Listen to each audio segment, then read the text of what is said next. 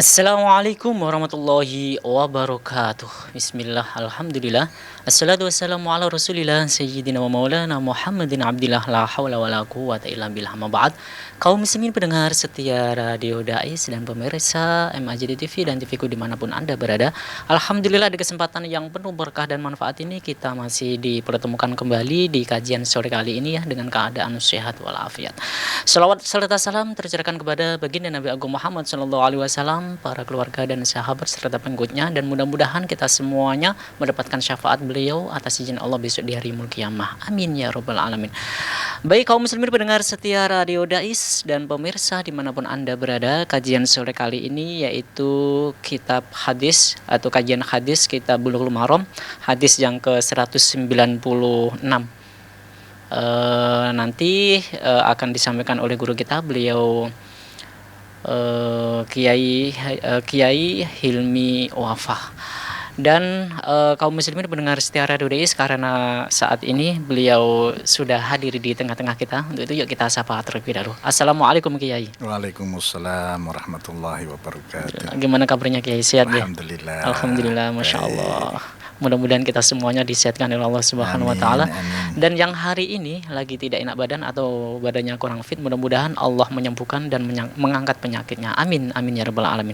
Baik kaum muslimin pendengar setia Radio Dais, langsung saja ya. Bagi kaum muslimin di kajian sore nanti apabila ingin bertanya berkaitan dengan tema, silahkan ya melalui WhatsApp-nya Radio Dais di 0821 336 70.000 atau langsung saja telepon melalui Radio Dais yaitu di nomor 0246746352. Oke, langsung saja kita simak kajian sore kali ini bersama dengan guru kita, beliau Kiai Haji Hilmi Wafah.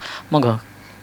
Assalamualaikum warahmatullahi wabarakatuh. Waalaikumsalam warahmatullahi wabarakatuh. Alhamdulillahi rabbil alamin wa bihi nasta'in ala umuri dunya waddin. Wassalatu wassalamu ala sayyidina Muhammadin sayyidil mursalin wa ala alihi wa sahbihi ajma'in. Asyhadu an la ilaha illallah wa asyhadu anna Muhammadar Rasulullah. Rabbi syrah li sadri wa yassir li amri wahlul 'uqdatam min lisani yafqahu qawli. Amma ba'du. Para pemirsa dan pendengar rahimakumullah. Alhamdulillah pada pertemuan kita kali ini kita bisa berjumpa kembali untuk melanjutkan pengajian kita dalam kitab Bulughul Maram yang alhamdulillah masih di kitab sholat, bab tentang masjid ya. Yeah. Hadis ke-196. Bismillahirrahmanirrahim. An Abi Hurairah radhiyallahu anhu. Qala Rasulullah sallallahu alaihi wasallam. Qatalallahu al-yahuda ittakhadhu qubur anbiya'ihim masajidah. Muttafaqun alaih wa zada Muslimun wan Nasara. Dari sahabat Abu Hurairah radhiyallahu anhu, beliau berkata bahwa Rasulullah sallallahu alaihi wasallam telah bersabda, Allah Subhanahu wa taala memusuhi orang-orang Yahudi yang mereka itu menjadikan kubur dari nabi-nabi mereka sebagai tempat sujud. Muttafaqun alaih, dan hadis dari Imam Muslim ditambahkan wan Nasara, dan orang-orang Nasrani. Jadi di sini ada larangan untuk menjadikan sesuatu selain Allah untuk disujudi ya, untuk disujudi. Maka sujud itu hanya kepada Allah. Dan termasuk di sini bahkan para nabi sekalipun ya itu tidak boleh untuk sujudi. Nah, di sini kita disuruh mengambil pelajaran dari orang-orang terdahulu, yaitu yang disebutkan di sini adalah orang Yahudi yang menjadikan kuburan nabi-nabi mereka sebagai tempat sujud. Nah, di sini kata masajida ini maknanya adalah tempat sujud, bukan masjid. Karena orang Yahudi yang dibahas ini kan orang Yahudi. Betul. Orang Yahudi itu tempat ibadahnya tidak disebut sebagai masjid. Iya. Ya, kalau sekarang disebut sebagai sinagog kan itu. Sinagog. Ya, kalau orang Arab menyebut kanisah kan itu. Nah, sehingga atau gereja mungkin ya. Iya. Nah, sehingga masajida ini maknanya adalah tempat sujud. Karena kalau maknanya masjid kan nggak tepat. Betul. Karena orang Yahudi tidak beribadah di masjid. Iya. Mereka tidak bersujud di atau tidak melakukan atau sholat atau sujud di masjid, tapi melakukan ibadahnya di tempat ibadah mereka. Sehingga masajida ini kembali ke asal katanya, ya, masjidun itu adalah tempat sujud. Iya. Sehingga ini makna yang lebih tepat daripada dimaknai menjadikan kubur nabi-nabi mereka sebagai masjid, karena orang Yahudi tidak beribadah di masjid. Kalau sujud itu termasuk syar'uman qoblana, termasuk syariat-syariat orang sebelum kita. Itu mereka di dalam beribadah, dalam sholatnya nabi-nabi terdahulu itu juga syariatnya ada sujudnya. Ya. Nah, yang khas sholat umat Islam di umatnya Nabi Muhammad SAW itu adalah satu softnya berbaris sebagaimana soft tentara yang berbaris ya. Dengan barisan-barisan yang lurus dan rapi dan rapat kan itu.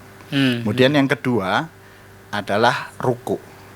Ya, ruku ini juga menjadi ciri khas dari syariat umat Nabi Muhammad SAW. Karena di umat-umat terdahulu, di nabi-nabi terdahulu, ruku ini tidak menjadi syariat mereka. Sehingga ketika ada kalimat warka'u ma'ar raki'in yang ditujukan kepada Bani Israel yang ada di Madinah saat itu, itu maknanya adalah rukuklah kamu bersama orang-orang yang rukuk, yaitu masuklah ke dalam agama Islam. Karena yang rukuk adalah umat Islam. Iya. Ya. Yang mana Bani Israel di Madinah itu mereka sujud sama dengan sujudnya kita ini umat Islam. Ya. Di dalam Al-Quran juga disebutkan bahwa di antara orang-orang ahli kitab yang ada di Madinah itu ada rohbaniyun, ada orang-orang yang taat dari mereka, yang mereka itu sujud, yang mereka itu senantiasa bersujud kan itu. Jadi sujud itu adalah syariat yang sudah ada sebelumnya, tetapi yang menjadi ciri khas dari umat Islam ini adalah ruku. Iya. Sebagaimana rukuknya para malaikat. Sehingga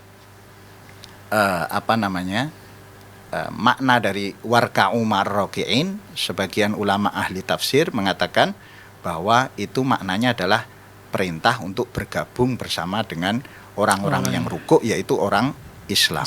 Iya. Nah, sehingga kalimat di sini bahwa orang-orang Yahudi menjadikan kuburan para nabinya sebagai tempat sujud, ini memang mereka sudah ada aktivitas sujud ini sebelum datangnya Islam. Jadi makanya ini dimaknai masjid adalah tempat sujud, bukan masjid. Kemudian yang kedua terkait dengan masjid kan itu. Nah, bagaimana kalau ada masjid di kuburan Iya. atau kuburan ada masjidnya. Iya, iya, iya. Nah, ini para ulama kemudian ini menjadi ranah fikih kan. Ranah Iya, fikih yang iya. dibahas oleh para ulama. Contoh yang paling nyata adalah kubur dari Nabi Muhammad SAW Iya, betul. Allahumma sholli alaihi. Betul, betul. yang pada saat itu berdampingan dengan masjid. Karena Rasulullah dimakamkan di rumah beliau, yang rumah beliau itu ya bersebelahan persis dengan Masjid Nabawi. Iya, iya. Dan kemudian terjadi perluasan masjid sehingga kubur dari Nabi Muhammad SAW, Allahumma sholli. bahkan di situ juga ada Sayyidina Abu Bakar dan Sayyidina Umar Iya. Ibnul Khattab, itu ketiganya itu berada di dalam masjid saat itu. Nah, sehingga para ulama kemudian membahas ini secara fikih. Iya.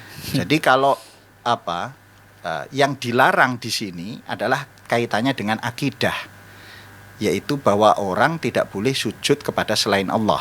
Iya. Ya.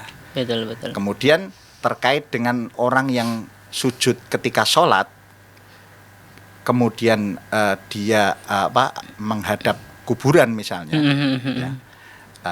Itu kemudian para ulama membahas bahwa kalau ada pembatas antara orang yang sholat itu dengan kubur, baik itu dinding ataupun apapun pembatas yang menunjukkan bahwa untuk mencegah terjadinya fitnah, bahwa orang itu bersujud ke kuburan kan itu. Iya, iya, iya. Nah, kalau ada pembatasnya kan enggak. Orang sudah paham bahwa dia sedang sholat. Iya, Ya, iya, iya. sedang sholat, bukan sedang bersujud kepada kuburan. Nah, sehingga ketika ada pembatas, dinding dan lain sebagainya, maka itu tidak ada masalah. Ya, tidak masalah. Nah, begitu juga misalnya di dalam kuburan yang di situ ramai orang, tentu membutuhkan tempat untuk sholat kan itu kan. Iya, iya, iya. Jadi kubur di satu sisi, tempat sholat di sisi lain. Gitu. Maka itu juga tidak ada masalah. Jadi dibangunnya masjid di lokasi pemakaman itu, ya, atau di dekat pemakaman itu adalah untuk memfasilitasi orang yang sedang berziarah untuk melaksanakan sholat kan itu. Nah, kan kita temukan misalnya di tempat ziarah Wali Songo misalnya, itu kan di sekitarnya kan juga ada masjid, karena kan di situ juga orang dari jauh musafir, kemudian dia berziarah di situ, dia butuh istirahat, butuh melaksanakan sholat dan lain sebagainya, maka selain dibangun tempat istirahat juga dibangun masjid, dibangun toilet dan lain sebagainya untuk memfasilitasi para peziarah ini. Jadi ini tidak ada masalah selama memang ada batas yang jelas antara makam dengan masjid tersebut. Ya. Yang menghalangi orang itu tidak menghadap langsung ke kubur ketika dia sedang sholat. Apalagi kalau kuburannya itu di sebelah timur, di belakang kan itu, atau di samping kanan, samping kiri, tidak ada masalah. Yang jadi masalah itu kan kalau kuburnya ada di depan, di sebelah, kalau kita kan menghadapnya ke barat ya, di sebelah baratnya masjid. Sehingga terkesan bahwa kita ini menghadap kubur kan itu. Nah, maka di situ apabila sudah ada pembatas, maka larangan itu menjadi hilang. Ya, karena larangan itu pada dasarnya adalah untuk menghindari terjadinya fitnah tadi. Ya, jangan sampai dianggap bahwa orang ini bersujud ke kubur. Nah, kalau tadi sujud ke kubur tadi yang pembahasan dalam hadis ini babnya adalah bab akidah, bukan bab fikih. Ya, bab akidah bahwa orang dilarang bersujud kepada selain Allah. Iya. Nah, kemudian yang kedua adalah wan nasoro, dan orang-orang Nasrani.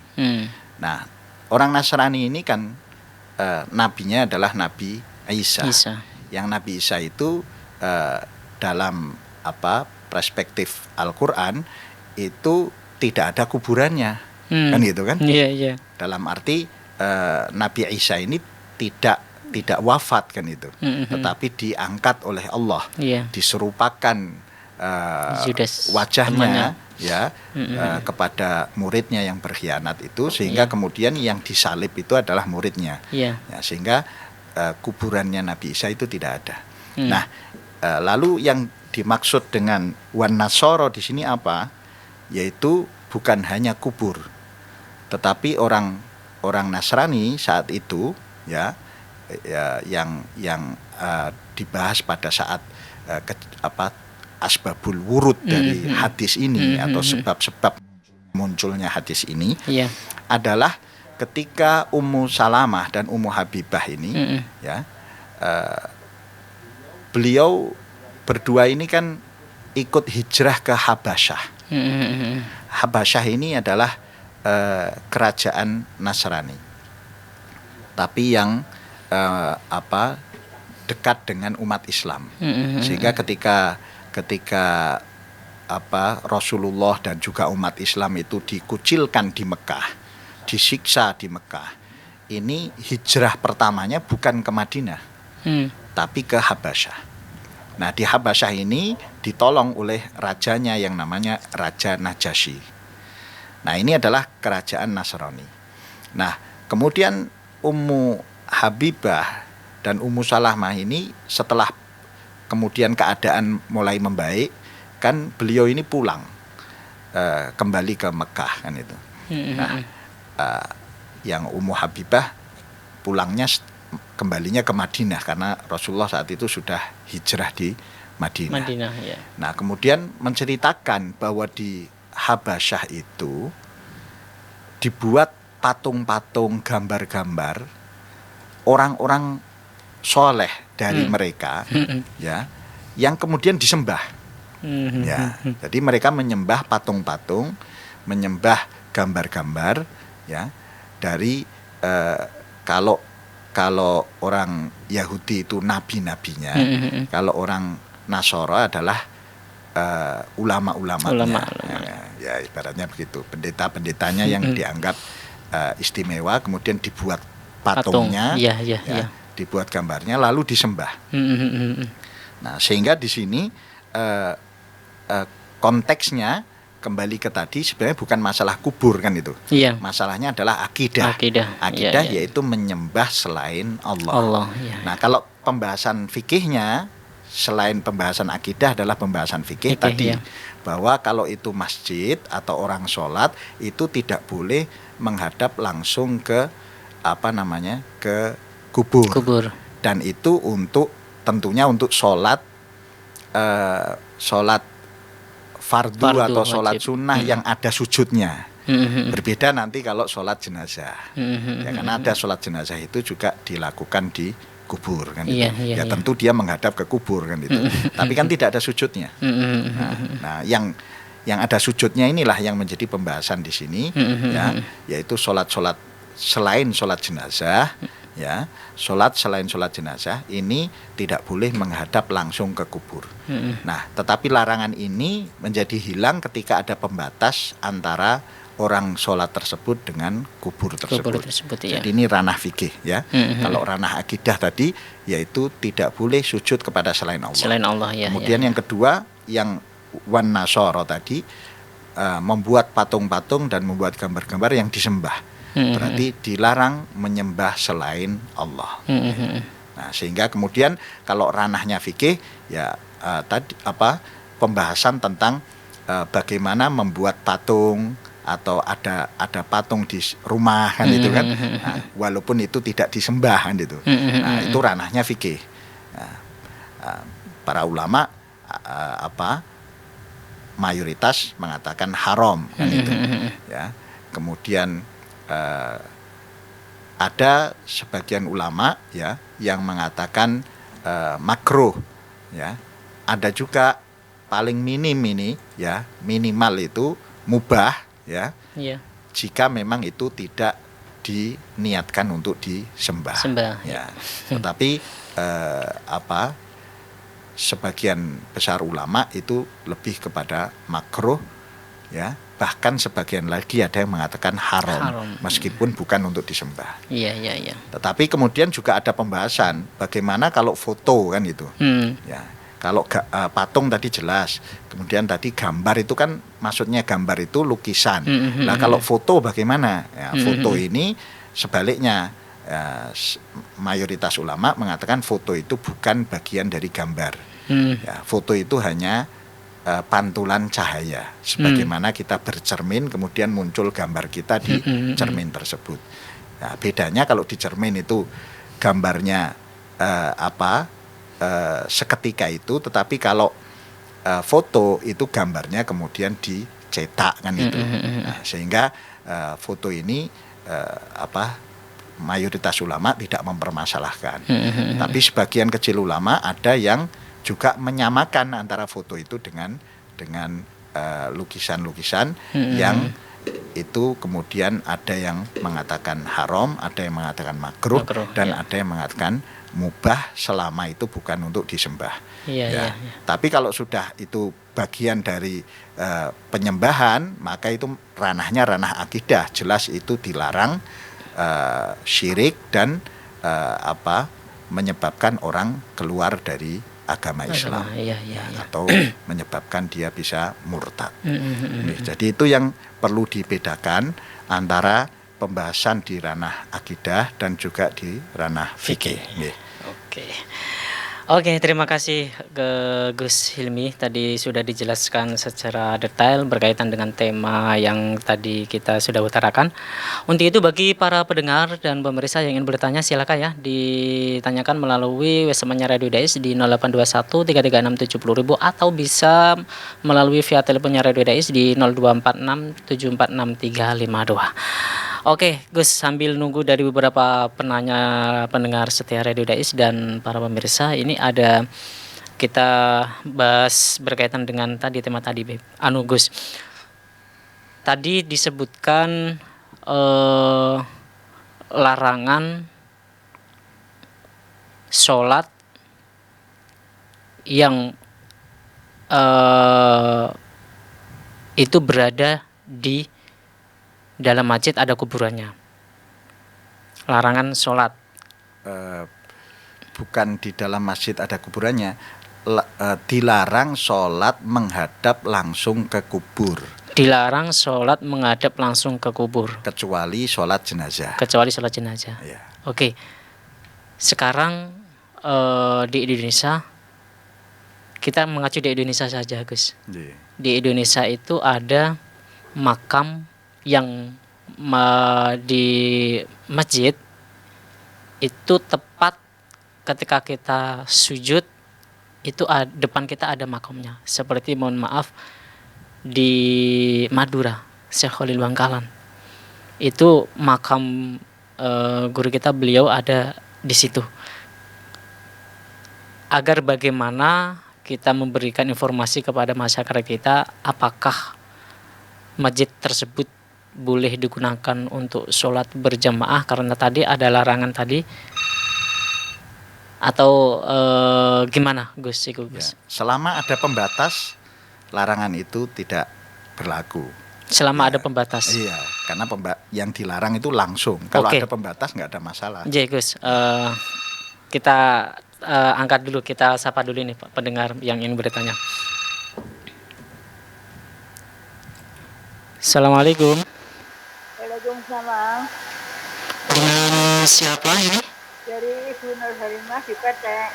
Dari Ibu Nur Halimah di PT. Ibu Nur Halisa di PT. Oh, di PT. Iya. Oke, Bu. Langsung saja, Bu. Pertanyaannya gimana? Ini pertanyaan yang saya ini juga di luar tema ya. Saya itu kamar mandi saya kecil ya kak. Saya kalau unjuk, tapi ada WC-nya. Saya kalau unjuk itu di situ, sama ember saya cicui gitu lah. Itu sah apa enggak? Unjuk saya sah apa enggak? Sholat saya sah apa enggak?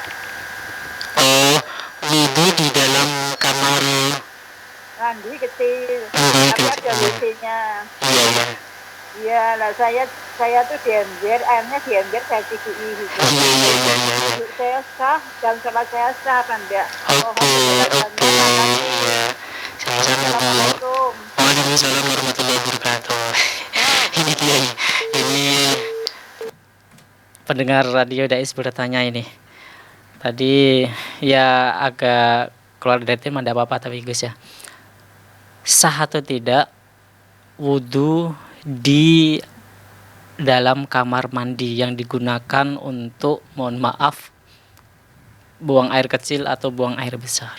Ya, selama dipastikan bahwa kamar mandi tersebut sudah disiram, dalam arti najis-najisnya sudah hilang, sehingga ketika kita berwudu itu air yang digunakan untuk wudu itu tidak terkena najis, maka sah, tidak ada masalah. Tidak ada masalah. Iya. Berarti hukumnya tetap sah. Iya, tidak ada masalah, sah. Kalau dilihat dari etika, Ya, etika berwudu di itu kan lebih berhati-hatinya. Memang kalau bisa ya kita berwudu di tempat yang memang sudah pasti dipastikan sucinya, maksudnya bukan tempat yang biasa untuk membuang kotoran gitu, atau biasa tempat untuk yang najis. Iya. Memang sebaiknya bisa dipisah seperti itu, sehingga lebih tenang, lebih mantap kan gitu. Tetapi kalau memang terpaksa harus berwudu di toilet yang di situ memang biasa untuk buang air kecil, buang air besar, selama bisa dipastikan najisnya itu sudah dihilangkan terlebih dahulu, sehingga tidak mengenai air yang kita gunakan wudu, atau tidak mengenai badan kita, ya itu ya tidak ada masalah, ya tidak ada masalah. Karena kalau kena air wudu berarti airnya tidak suci dan mensucikan, kan itu kan. Kalau kena badan berarti kan badannya harus disucikan dari najis dulu. Betul. Oke, terima kasih Gus. Ini tadi Bu ya sudah dijawab oleh guru kita Gus Hilmi berkaitan dengan wudu boleh atau sah-sah saja di dalam kamar kecil yang digunakan untuk buang air besar atau buang air kecil, asalkan tempatnya harus suci terlebih dahulu ya. Oke Gus, tadi masih berlanjut tadi Gus. Adakah batasan penutup yang berkaitan dengan tadi kuburan tadi? Ada penutup itu kan tadi. Ada batasannya tingginya atau itu masih kelihatan Gus? Kalau kuburnya itu masih kelihatan walaupun ada batasannya, itu gimana? Iya. Jadi sebagian ulama membatasi itu. Kalau itu sebenarnya kan kembali ke urf ya, kembali ke adat atau kebiasaan masyarakat itu yang disebut batas itu seperti apa. Tetapi sebagian ulama ada yang kemudian menetapkan batasnya, yaitu batasnya setidaknya 1 dhira. Ya, 1 dhira. Ya, 1 dhira itu ya 1 lengan kan itu, 1 hasta itu ya. Oh iya. Sehingga kira-kira ya 0,5 meter kan. Sehingga itu bisa menunjukkan bahwa dia tidak bersujud langsung menghadap ke kubur. Oke, iya. Hikmahnya tadi adalah mencegah terjadinya dugaan dari orang bahwa dia bersujud ke kuburan gitu. Nah, yang ini bisa menjadi fitnah apalagi di zaman huwak seperti ini kan gitu. Jadi sebenarnya hadis ini makanya saya tadi di awal sudah mengatakan bahwa hadis ini bukan bicara tentang masjid. Hadis ini bicara tentang tempat sujud, ya, ibadah yang dilakukan oleh orang Yahudi. Sehingga bukan masalah masjid yang ada kuburannya atau kuburan yang kemudian ada masjidnya, lokasi kuburan, tempat komplek pemakaman yang kemudian ada masjidnya. Itu semua tidak ada masalah. Tidak ada masalah. Iya. Ya tadi fakta terbesar yaitu bahwa makam Rasulullah SAW itu berada di dalam masjid setelah terjadinya perluasan. Dan sebelumnya juga berada di samping persis dengan Masjid Nabawi kan itu. Jadi yang jadi pembahasan ini ada 2 hal kan itu kan. Satu akidah yaitu bahwa kita dilarang bersujud kepada selain Allah, ya kan. Yang kedua pembahasan fikih yaitu kita dilarang sholat yang menghadap langsung ke kuburan, kecuali sholat jenazah atau sholat yang di situ ada pembatas antara orang yang sholat dengan kuburannya. Jadi kalau ada batasnya nggak ada masalah.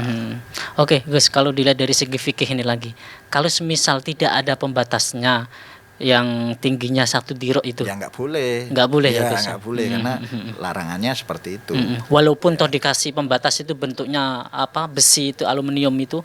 Pembatas itu ya seperti tembok itu. Tembok Atau yang jelas, atau ya misalnya besi-besi ya berjajar-jajar, Ha-ha. bukan hanya satu. Kalau Iya. satu seperti apa? Seperti sutroh itu. Iya, iya, nah, iya. itu bukan disebut sebagai pembatas. Ya, itu Karena masih kelihatan. Itu namanya sutroh. kan Iya, itu. iya, iya, iya, iya. Jadi sebenarnya bukan masalah kelihatan atau nggak kelihatan, ya batas itu tadi, Batas batas sudutnya. seperti tembok kan itu, ya seperti tembok, entah itu temboknya itu bolong atau tertutup, tapi ada batas temboknya kan.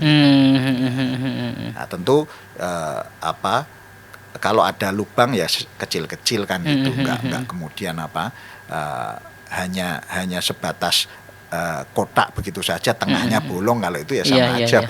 bukan pembatas namanya kan itu. Ya makanya saya katakan itu uruf ya. Iya, iya, iya, iya. Kembali ke definisi ini, kembali ke apa hal yang dipahami oleh masyarakat sebagai pembatas itu apa. Oke, Gus. Satu pertanyaan lagi karena ini kita tidak ada jeda, Gus. iya. Karena waktu. Kalau semisal itu ketika kita melihat atau mendengarkan atau membaca, ternyata masjid yang sampingnya atau depannya itu ada makamnya adalah orang-orang yang soleh. Bolehkah orang biasa, artinya mohon maaf ya, orang biasa artinya ya orang yang tidak memiliki kriteria, mohon maaf, jadi kiai atau ustadz atau apalah itu, bolehkah meninggal terus dimakamkan di kuburan di samping masjid atau di depan masjid, karena masjid itu milik wakafnya dia, semisal orang yang meninggal tadi? Ya kembali ke statusnya tanah pemakaman itu kan itu. Kalau itu wakaf untuk umum ya berarti semua orang boleh ke situ. Kalau itu wakaf khusus ya memang dikhususkan untuk orang-orang tertentu. Iya, iya. Ya berarti ya berlaku khusus kan gitu. Ya. Seperti di Mekah sendiri, di Makla itu tidak sembarang orang bisa dimakamkan di Iya, Makla. betul. Kan itu. Walaupun orang Mekah sendiri. Iya. Jamaah haji juga tidak semua jamaah haji bisa dimakamkan di Makla. Ya beda dengan di Baqi kan itu. Nah begitu, jadi tergantung statusnya tanah wakaf Tanah itu. wakaf tadi, ya. Ya kalau apalagi kalau itu misalnya TPU, tempat Ya. pemakaman umum, yaitu Iya, betul. ya bahkan orang yang siapapun non Boleh, muslim pun boleh, bisa boleh. kan Iya, itu. iya, bisa. Ya, tapi kalau itu wakaf, ya tanahnya itu tanah wakaf. Kemudian ini untuk pemakaman muslim, ya maka non muslim nggak boleh, karena itu statusnya bukan TPU, bukan tempat pemakaman umum, tapi itu wakaf milik, misalnya yang di wakifnya siapa, yang diberi nadirnya itu iya, siapa, iya. itu yang nanti menentukan kan. Oke. Jadi ya kembali ke situasi dan kondisi yang ada di masyarakatnya itu seperti apa. Iya. Makam itu statusnya, pemakamannya itu statusnya apa? Apakah tempat pemakaman umum atau tempat pemakaman khusus atau wakaf atau itu bondo deso atau apa kan gitu kan. Nah, jadi masalah siapa yang boleh dimakamkan di situ ya tergantung dari yang bertanggung jawab terhadap makam tersebut. Oke. Satu pertanyaan lagi, Gus. Ini kebiasaan orang petani. Iya. Ya, orang petani itu, mohon maaf ya, ini bukan kebiasaan, kalau seandainya terjadi. Itu petani itu kan kadang ada tempat pemakaman umum. Lah, sanding atau sampingnya itu kan tanahnya tanah dia yang digunakan untuk bercocok tanam, tapi dia sholat di lahan dia, tidak ada satirnya di makam itu, karena ya kadang biasanya duhur itu kadang langsung sholat di tempat pertanian itu. Bolehkah, Gus? Ya, jadi selama tidak menghadap langsung tidak masalah. Atau dia bisa ambil jarak itu. Ya, jarak. Ya, ambil jarak yang kira-kira orang itu tidak menganggap bahwa dia Di situ ada makam. Dia sujud ke kubur Mm, kan mm, gitu. mm, mm, mm, mm. Ya, walaupun misalnya kok tidak ada pembatas, Iya, iya. dia bisa ambil jarak. Mm, mm, mm, mm. Bisa ambil jarak. Karena seperti shaf berjamaah saja, Iya, iya. itu ada jarak maksimal kan gitu ketika itu di luar masjid. Mm, mm, mm, mm. Ketika di luar masjid kan salasu mi'ah dhira, Mm, mm, mm, mm. 300 hasta Mm, mm, mm, mm. untuk bisa nyambung dengan jamaah itu. Iya. Kalau itu di luar masjid. Mm, mm, mm. Nah, sehingga berarti di situ jarak itu juga berpengaruh terhadap aturan-aturan sholat kan gitu. Nah, sehingga dia bisa mengambil jarak yang jauh. Sehingga kembali ke tadi bahwa orang tidak akan menyangka bahwa dia bersujud ke kubur. Kan gitu. Terus ini menarik ini Gus sebenarnya. Mau saya tutup, ini ada pertanyaan lagi nih Gus. Membangun masjid di atas kuburan, tetapi kuburan itu dibongkar. Nah, itu hukumnya gimana Gus? Ini yang terakhir pokoknya ini. Ya kalau memang itu memang tanah diwakafkan untuk masjid kan itu kan, dan kemudian masjid itu memang penting dan Iya. harus ada kan Iya, gitu iya, kan. iya. Maka makam ini bisa dipindah, Dipindah, ya. Bisa dipindah ke Iya. tempat yang lain karena keterpaksaan itu kan itu. Seperti ketika pembangunan jalan raya, Iya, iya. yang jalan tol ini nabrak pemakaman kan itu kan.